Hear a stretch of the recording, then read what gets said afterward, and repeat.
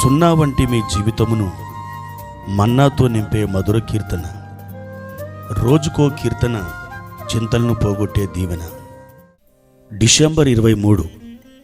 నేటి మన ధ్యాన భాగము 144వ కీర్తన, 9 నుండి 15 వచనాలు.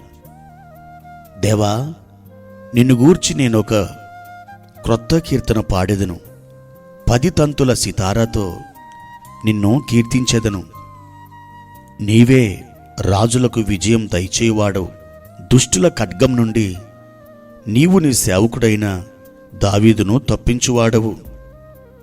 నన్ను తప్పింపుము, అన్యుల చేతిలో నుండి నన్ను విడిపింపుము. వారి నోరు వట్టి మాటలాడుచున్నది, వారి కుడి చేయి అబద్ధముతో కూడి ఉన్నది. మా కుమారులు తమ యవన కాలమందు ఎదిగిన మొక్కల వలె ఉన్నారు. మా కుమార్తెలు నగురణకై చెక్కిన మూల కంబముల వలె ఉన్నారు.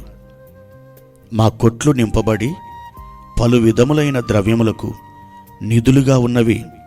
మా గొర్రెలు 1000 కొలదిగాను 10,000 కొలదిగాను మా గడ్డి బీలలో పిల్లలు వేయుచున్నవి.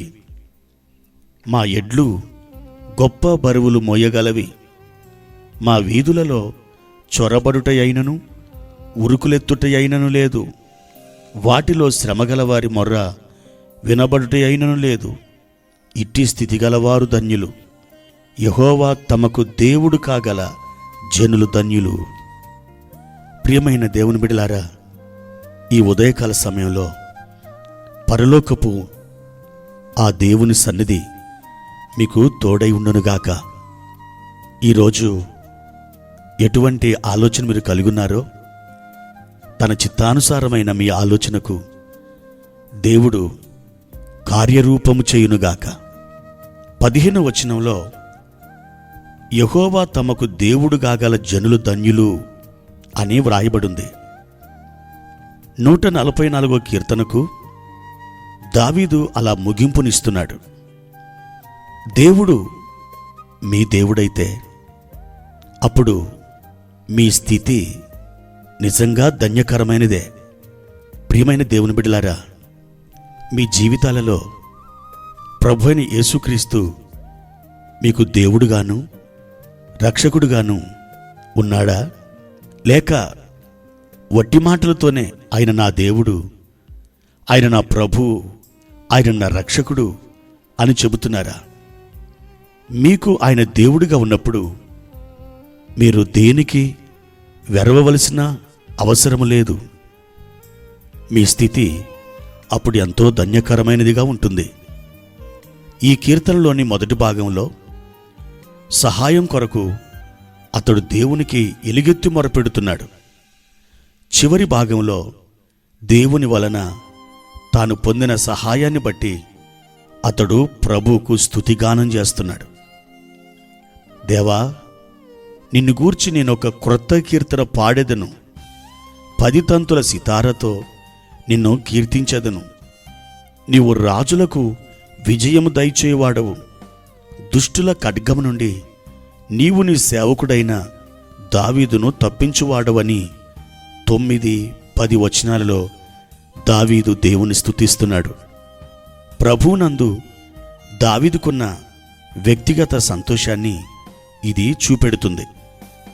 అతడు తన ఖడ్గాన్ని క్రిందబెట్టి సితారను చేతపట్టుకొని దేవుని మహిమార్థమై ఒక క్రొత్త స్తుతిగీతం పాడుతున్నట్లుగా ఈ దృశ్యం మనకు కనిపిస్తుంది. మన హృదయాల్లో కూడా మనం వ్యక్తిగత సంతోషాన్ని పొందవలసి ఉన్నది. దేవుణ్ణి స్తుతించడానికి అనేక కారణాలున్నాయి. కానీ ఆశీర్వాదాలు మర్చిపోయి జీవితంలో మనకున్న దుఃఖాలను మాత్రమే మనం తరచుగా గుర్తుపెట్టుకుంటూ మనం కృంగిపోతూ ఉంటాం, మనం అంగలారుస్తూ ఉంటాం. అటువంటి పరిస్థితిని ప్రియమైన దేవుని బిడ్డలారా ఎప్పటికీ రానియవద్దు. తర్వాత జాతీయ సంతోషాన్ని మనం చూడగలం. నీవే రాజులకు విజయం దయచేవాడవు అని 10వ వచనంలో దావీదు దేవుణ్ణి స్తుతిస్తున్నాడు. దావీదు రాజుగా ఉన్నాడు. దేవుడు అతన్ని విడిపించినప్పుడు ఆ దేశానికి మేలు జరిగింది. జాతీయ సంతోషానికి జాతీయ నీతి, జాతీయ మారుమనసు అవసరం. చివరిగా కుటుంబ సంతోషం మనకు అవసరం.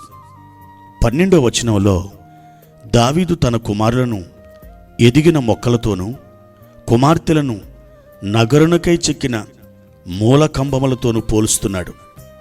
కుటుంబమంతా ప్రభువుని స్తుతించడం, కుటుంబ సభ్యులు ఆయన యందు ఎదిగే క్రమాన్ని చూడడం నిజంగా ఎంత సంతోషకరం. ప్రియమైన దేవుని బిడ్డలారా, దేవుని ప్రజలు తమ వ్యక్తిగత, జాతీయ, కుటుంబ సంతోషాన్ని వ్యక్తపరుస్తూ సంతోషంగా జీవించాలి. మన సంతోషం దేవుని ఉనికిపై, ఆయన క్రియలపై ఆధారపడి ఉంది. ప్రభునందు మీకు లభిస్తున్న ఆయన దయాళుత్వము, కృప, కనికరములు బట్టి మీరు ఆనందించండి. పౌలు గారు చెప్తారు, ప్రభునందు ఆనందించుడి, మరలా చెప్పుదును ఆనందించుడని ఫిలిప్పీలకు రాసిన పత్రిక 4వ అధ్యాయము 4వ వచనంలో చెబుతున్నాడు. దేవుని యందు ఆనందించటం వలన మనము బలము పొందుతామని కూడా నెహెమ్యా గ్రంథం 8వ అధ్యాయం 10వ వచనం చెబుతుంది. కాబట్టి ప్రభునందు మాత్రమే ఆనందించండి. ఆనందించడానికి మీరు సమయాన్ని కేటాయించండి. ఆనందములో మీరు బలము పొందుతారు కనుక క్రీస్తునందు ఎల్లప్పుడూ మీరు బలవంతులై ఉంటారు. అప్పుడు లోకం మిమ్మల్ని చూసి ప్రభువుని మహిమపరుస్తుంది, ఆయనను స్తుతిస్తుంది. ఆయన దగ్గరకు రావడానికి లోకం ఆశపడుతుంది. ప్రార్థన. ప్రియమైన తండ్రి, మీ ఘనమైన నామానికి వందనాలు చెల్లిస్తున్నా. దేవా, నీవే మా బలం, నీవే మా నీతి, నీవే మా ఆనందం. నిన్ను కేంద్రంగా చేసుకున్న మా జీవితం ఎల్లప్పుడూ ఆనందమయమే. తండ్రి, మా పిల్లలు ఎదిగిన మొక్కలతోనూ అయా నగరునకై చెక్కిన మూలకంబముల వలె ఉండునట్లుగా సహాయము చేసినందుకై మీకు కృతజ్ఞతలు చెల్లిస్తున్నాం. మా తండ్రి, మాకు విజయం దయచేవాడవు నీవే, మాకు బలము ధరింపచేసేది కూడా నీవే. ఈ దినమంతా మీ విజయోత్సాహంతో మేము ఆనందించినట్లు మాకు కృపను చూపించుమని యేసు నామమున ఈ ప్రార్థన వేడుచున్నాను తండ్రి. ఆమెన్.